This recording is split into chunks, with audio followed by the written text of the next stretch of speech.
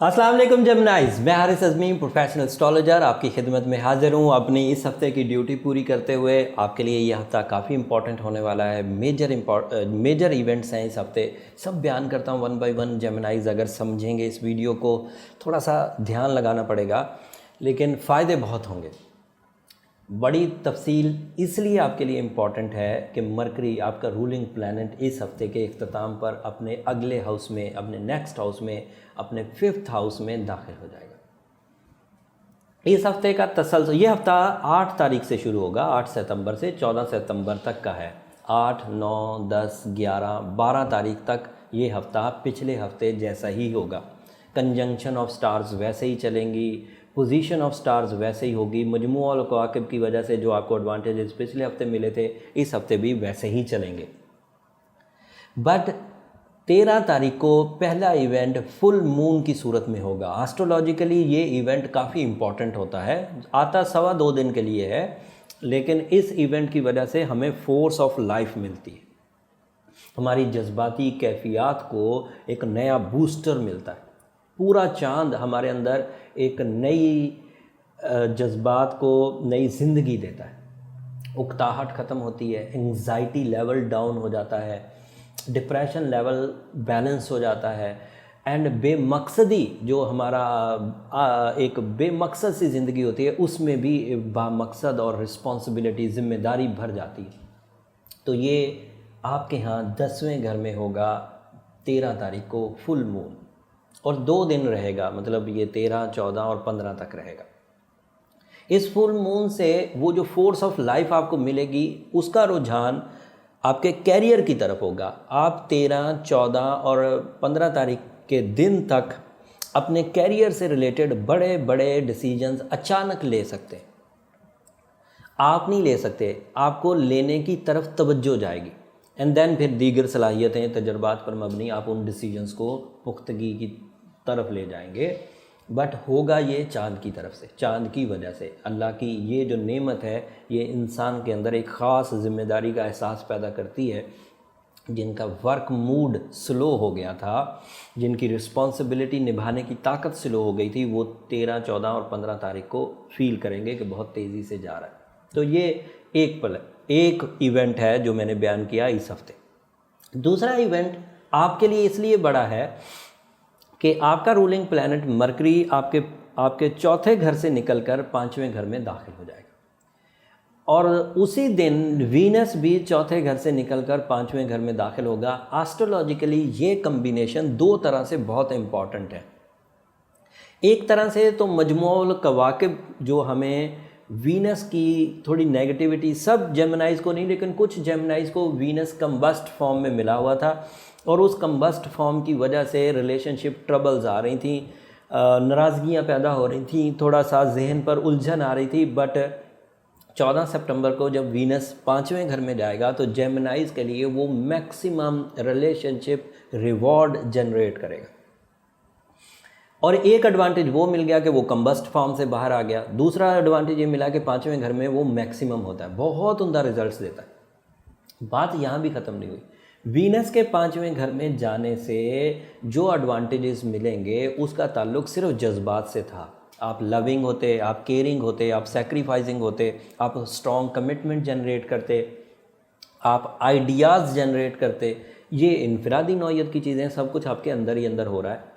But mercury के साथ मिल जाने से, और मरकरी क्योंकि आपका रूलिंग भी है, उससे ये सारे जज्बात कन्वर्ट हो जाएंगे अमली ज़िंदगी में, हकीकी लाइफ में। जब कोई दिमागी तौर पर आप आर्ट, एबिलिटी, आइडिया डेवलप करेंगे, मरकरी फोर्स करेगा कि उसे आप इम्प्लीमेंट करें लाइफ में। अगर सिर्फ वीनस होता तो आपके अंदर खुशी, खुशहाली, प्लेजर, ये डेवलपमेंट जाते। बट मरकरी और वीनस की इस कम्बिनेशन से वो अमली जामा पहना पाएंगे, जिससे कुछ झोलियाँ भरेंगी। दूसरी खबर, वीनस ज़्यादातर दिल से सोचने के मजबूर करता है, दिल से सोचने के लिए मजबूर करता है, तो ज़्यादा जज्बाती किस्म के फ़ैसले होते। बट मरकरी की कम्बिनेशन उसे सिर्फ दिल से सोचने के लिए मजबूर नहीं करेगी। ज़हनी कैफियत मरकरी का खासा है, ज़हनी कैफियत में फ़हम फ़रासत, अक्लमंदी, बारीक बीनी, ये सब आ जाएगी। तो आप सिर्फ दिल के पीछे चलकर कोई बड़ा नुकसान नहीं करेंगे, दिमागी सलाहियतों को मद्देनज़र रखते हुए चीज़ों को सेटल डाउन करेंगे, इंसाफ से फ़ैसला करेंगे। फिर एक और ख़बर कि वीनस अगर देता तो सिर्फ लव इमोशंस दे देता, बट आपको प्रेजेंट करने नहीं आते तो फिर भी वो ज़ाया हो जाते। लेकिन मरकरी की सपोर्ट से आप उन लव इमोशंस को, उन सेक्रीफाइसिंग इमोशंस को, उन आर्ट इमोशंस को बहुत अच्छे तरीके से प्रेजेंट कर सकेंगे। अपनी तर्ज़ गुफ्तगू की वजह से आपकी बातों में मैजिकल इम्पैक्ट होगा। एंड मरकरी 5वें घर में ये आपको देने जा रहा है। ये प्लैनेटरी पोजीशन थी जो मैंने बयान कर दी। दो जो पीछे रह गए हैं, जो पिछले ही हाउस में रह गए हैं, वो है सन एंड मार्स। वो अपने चौथे घर में अपना अच्छा परफॉर्मेंस दे रहे हैं। सन 4th हाउस में काफ़ी स्टेबिलिटी देता है, बट मार्स और सन की ये स्टेबिलिटी कोई बहुत बड़ी एडवांटेजेस नहीं थे, सिवाय इसके कि आप घर की ताज़ीन व आराइश की तरफ चले जाएँ। चौथे घर में Mars positive, sun positive, but average सा। अगर अकेले अकेले होते तो दोनों ही पॉजिटिव ना होते, बट दोनों इकट्ठे हो जाने से थोड़ा पॉजिटिव हुए हैं। तो एक से करेज और लीडरशिप मिलेगी, और कुछ जगहों पर आपको लीडिंग रोल निभाने का मौका मिल जाएगा। थोड़ी जिस्मानी तवानाई भी मिलेगी। लेकिन असल जो चार्म पैदा हुआ है वो आपके अब 5th हाउस में पैदा हुआ है। एक दबे लफ्ज़ों में छोटी सी खबर सुनाकर आपको आगे बढ़ता हूँ। वीनस 5वें घर में रिश्तेदारी के मामलात के लिए बहुत उम्दा है। ये साल का सबसे अच्छा दौर होगा वीनस का जेमिनाइज के लिए, जब वो 5वें घर में अपने रिलेशनशिप के डिसीजंस ले लेंगे। वीनस के 5वें घर में होने की वजह से रिश्ता अज़दवाज की कामयाबी मैक्सिमम सिचुएशन पर होगी, और सिर्फ बात ही नहीं बनेगी। अगर वो इवेंट आप कंप्लीटली हासिल कर लेते हैं, मतलब निकाह कर लेते हैं या मंगनी कर लेते हैं, तो उसमें खैर और बरकत का पहलू भी आएगा वीनस की सपोर्ट की वजह से। फिर अगली खबर जो मरकरी की वजह से तालिब इल्मों को है, और ऐसे लोगों को है जो जहानत की या जिनका tool of success mind abilities है, वो कारोबार भी कुछ ऐसा करते हैं जिनमें जहनी कारकर्दगी का परफॉर्म करना होता है, वो बहुत तरक्की करेंगे। क्योंकि 5वें घर में डॉक्यूमेंटेशन से आपको बहुत फ़ायदा होगा। न्यू एग्रीमेंट साइन होंगे, एग्रीमेंट्स आपकी फेवर के और आपकी टर्म्स एंड कंडीशन पर होंगे।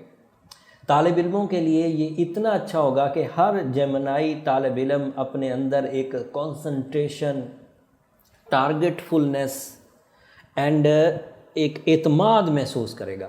तो मरकरी, वीनस, मार्स, सन, ये 4 शॉर्ट टर्म स्टार्स आपको फेवर दे रहे हैं। इन शॉर्ट टर्म स्टार्स को आप अगर इस वीडियो से जज करके सही सही सिमत में जाएंगे तो बड़े फ़ायदे होंगे। जो लॉन्ग टर्म स्टार्स हैं उनमें जुपिटर 7th हाउस में मैक्सिमम रिवॉर्ड उगल रहा है 2 दिसंबर तक। जुपिटर दूसरे, 5वें, 7वें, 9वें और 11वें घर में बहुत अच्छा होता है। वो जो 4 अच्छे घर हैं उनमें से एक अच्छा घर 7वां है, जो आपके लिए इस वक्त इंतहाई पॉजिटिव है। मियाँ बीवी के ताल्लुकात, हाउस वाइफ्स के लिए ये बहुत अच्छा है। अगर बीवी जेमिनाई है तो शौहर के लिए बहुत लकी होगी।